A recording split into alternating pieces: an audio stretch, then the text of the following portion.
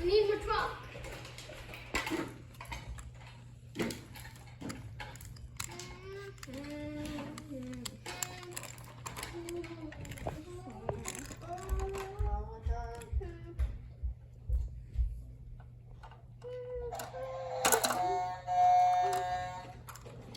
See ya! I'm leaving Mr. Big on it. Ball top. Bye. Bye. See you later, alligator. See you later, alligator. In the water, crocodile. In the water, crocodile. I'm gonna put. Who should I put in here? I should break it open and make it like a wood pen. There we go. Oh, well, good morning. It's what? It's Monday. It's Monday morning. We had a pretty good day yesterday. Put these handrails on here. Now, we didn't go all the way to the bottom. Two reasons for that. One length of this only does that far. And most people cut the corner anyways. So we're going to leave it like that for now. We also don't have any more of those black 4x4 holder thingios. And anyways, it's just a little bit nicer to have the railing a little higher on the deck. That way, if you're mumbling, stumbling, you don't fall off. Still dry though, holy smokes. But tomorrow is 90% chance, 20 to 30 millimeters of rain. Pretty pumped about that. And then they actually got quite a few days of rain in the forecast. Super smoky again, you can taste it, you can smell it. It's gross, it's not that fun. So a nice rain to freshen everything up would just be primo. First thing I got to do here is grab the telehandler, go over to our big machine shed, move a couple totes of chemical out of the way, and then take the forks off because the fitting mechanic is on his way to have a look at the steering issues. And pretty much need to get that fixed because it's really not as handy driving it around with front steering as it is with the circle steering. Now that may seem like, you know, a ridiculous thing to complain about because we could be back in the day when you didn't even have the option of doing it or having a telehandler. But anyways, with the option of having it comes the frustrations of it not steering so well. So anyways, let's get this set up.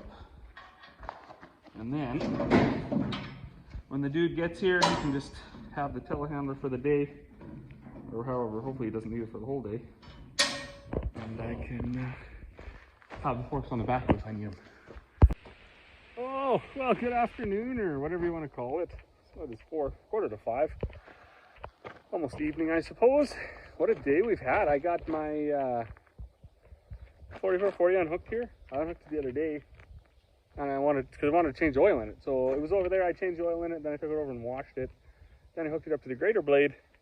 And I was doing some grater blading over there by what's effectively going to be our backyard. Trying to beat some of the roots and things out of there. So that's where there's all these sticks around the yard now. I go whipping through with my grater blade, beat all the chunks of dirt down into manageable pieces, I guess, because our clay sucks. And that's pretty much all our dirt is, or like we just have like a 1/16 of an inch of topsoil and then straight clay. So it's big chunks, it's hard to work with. Corey's been struggling with her wheelbarrow trying to fill around the house and under the deck and stuff. So anyways, we get that all beat up with the grater blade and crushed and pulverized, and then you can work with it. But it leads us to have sticks in the yard, which is okay. I'll pick those up later. We did the old shuffle today. That was quite a big part of the day. Where's the shed? I don't know how to do this. It's over there. So we got combine, swather, everything started, moved out of there. Got the motorhome moved out of there. Got the drills back in there. Tractor's unhooked and Tetrised in there. Then the combine's put back in. I shoved my air cart back into this shed, not the other one, because I still want to do some work to it this summer. But we wanted to get everything put away. So the tandem, it's back up in the other cattle shed. These single axle grain trucks, I'll just leave them out. They got steel boxes anyways, so they could use you could use a rain to rinse them off. And it is supposed to start raining tonight, overnight, all day tomorrow. So this is perfect. I wanted to get everything put away in the shed. The sprayer, Marvin there, I'm gonna put over here in the feed shed.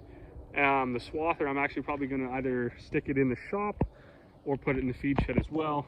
I do got to leave room for all these bags, so all these bags haven't been picked up, and I don't want to leave them sitting outside. We're supposed to get a lot of rain, or for us a lot of rain anyway, like an inch or something, inch and a half, and hopefully more. So because it's dry, for me, I'm heading out tomorrow morning. I'm heading to Calgary for a Westway molasses seminar, if you want to call it that. They got some new stuff coming down the line, so a bunch of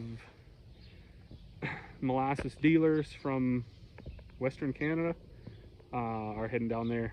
There's some people coming up from the States to talk about their products, so I'm really excited. Normally I don't get too pumped to leave the farm. I'm like probably a natural introvert. I kind of like being left alone and being kind of on my own, doing my own thing out here. But this last week of spraying has kind of, I don't know, it hasn't felt good this year. The crop didn't come out near the way I wanted it to, especially with spending the money on the new technology like the precision drill and stuff like that.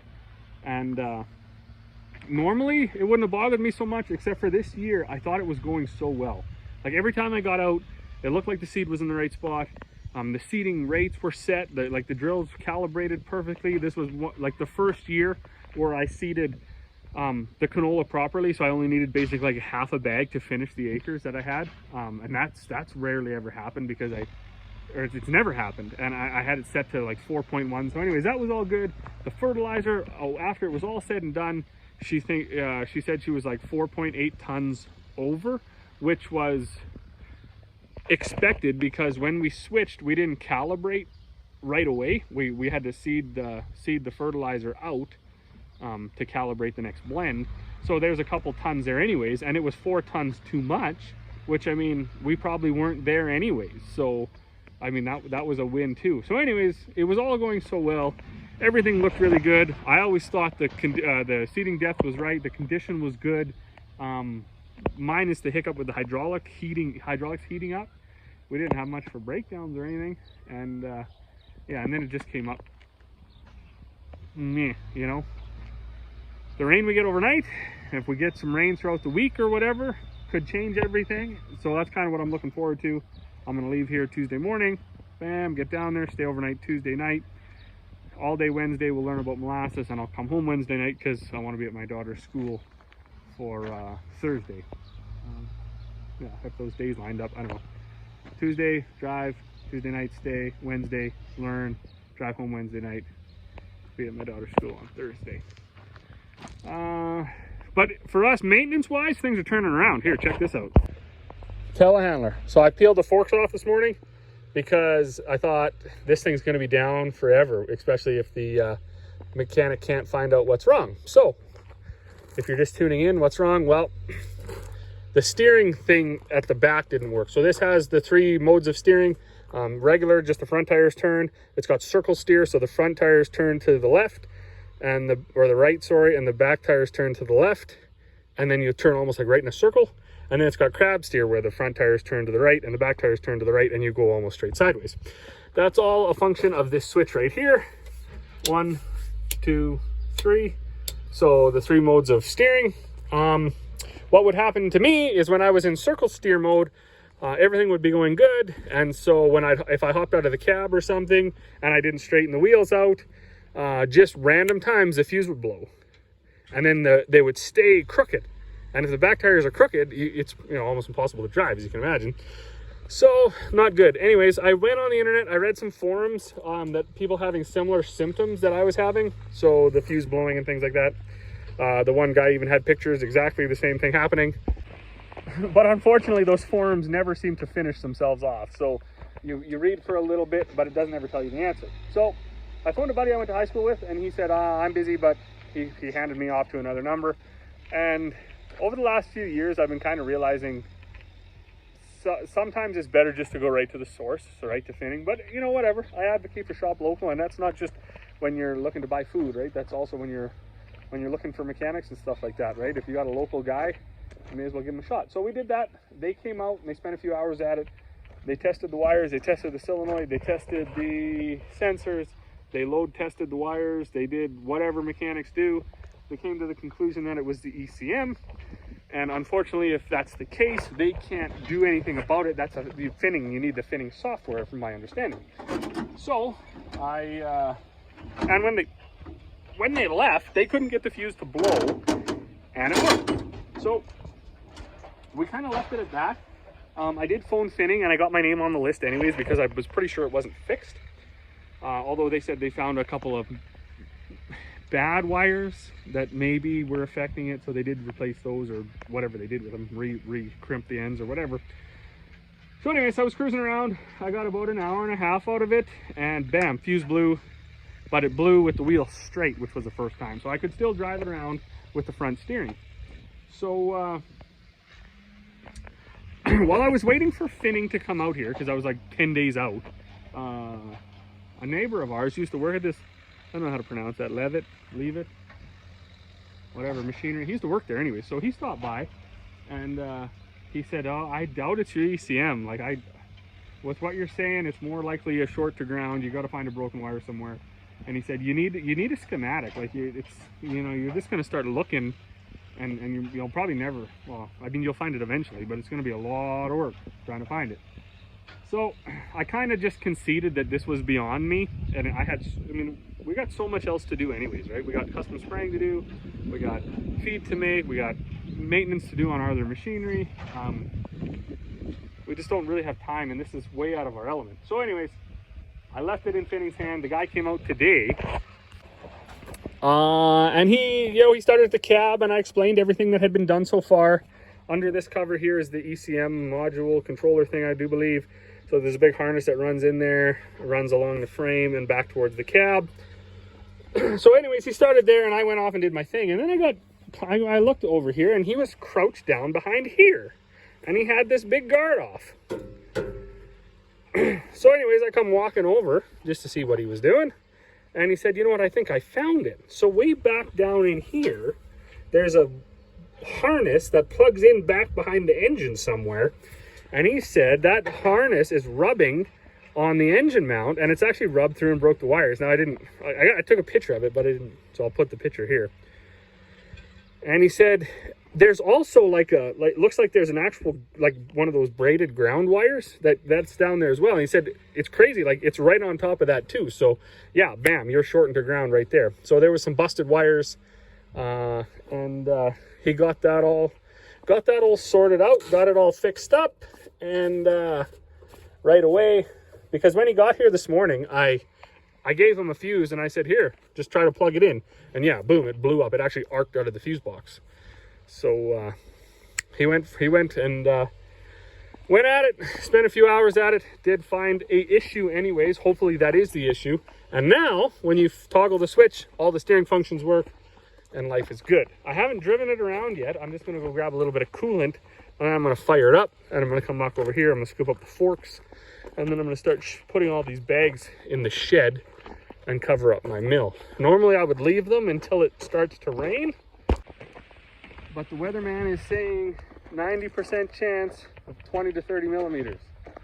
I don't want to have everything left here for Corey to have to deal with when I'm gone tomorrow if the rain doesn't start till tomorrow sometime, and I don't want to get up tonight and have to come running out and cover everything up. So I'm just going to do it, and if it doesn't rain, well, that'll just be sad. I'm helping Mom load up all the bags so she can put them in the shed in case it rains. What are you doing? Looking after your little sister? You're dirty. I'm not. Look at you. You got flip-flops on way out in the dirt here. Farm kids. Crazy. Well, that was nice. I got the whole crew over here helping. We got the babysitters, and then Corey came over to operate the telehandler. So now that the steering is fixed, it's quite nice for getting into this 40x60. That circle steer, that makes that like really maneuverable. Unreal. So yeah, we're gonna stick all these bags except for these 2 in the shed. Stick these 4, this one and this one. I got the lids closed, then I got to close up the mill, and then most likely it'll be supper time. So